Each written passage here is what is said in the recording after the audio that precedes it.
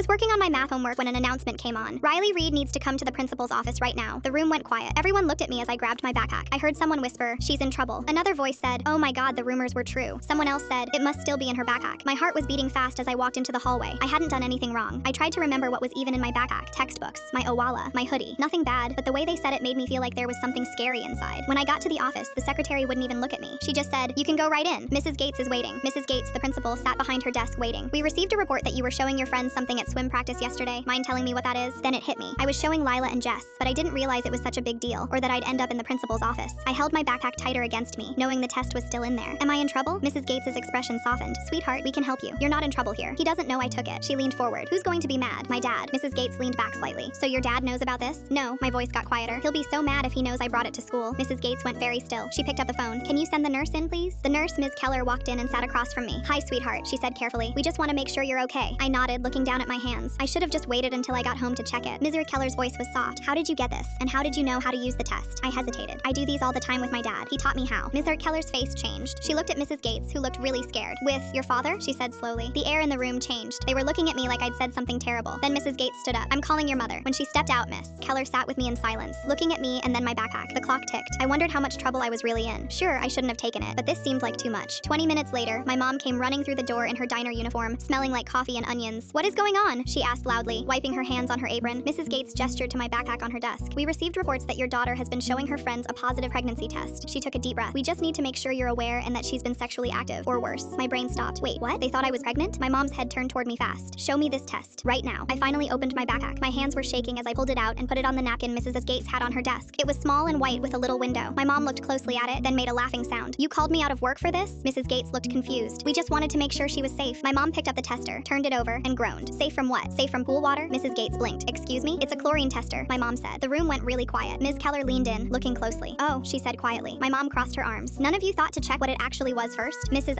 Gates cleared her throat. "It looks like there was a mistake." My mom looked at me. "Did you take this from your dad's work?" I nodded. "I just wanted to show Lila and Jess if the rumors about how dirty the pool was were actually true." I paused. "And they were. It's barely safe to swim in." Mrs. Gates said she was really sorry, and then made a school announcement about talking to people and not spreading rumors, but it was too late. When I got back to class, everyone stared. Someone whispered, "Guess she's not as ran through as they said," and a few kids laughed, but that wasn't even a good joke. I'm not even on the track team.